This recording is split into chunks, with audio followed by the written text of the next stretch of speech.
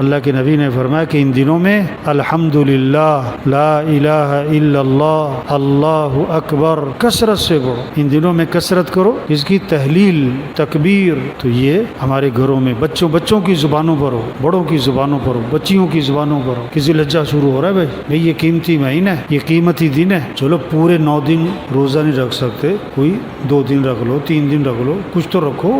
ان 10 دنوں میں ہماری عبادت جتنی چل رہی ہے، جس آدمی کی جتنی تسبیحات ہیں، تلاوت ہے، نوافل ہیں، اس سے تھوڑی زیادہ ہونی چاہیے۔ ان 10 دنوں میں کچھ نوافل بڑھ جائیں، کچھ ذکر بڑھ جائے، تلاوت بڑھ جائے، مسجد میں جلدی آ جائے، نماز کے بعد اور وقت دیں۔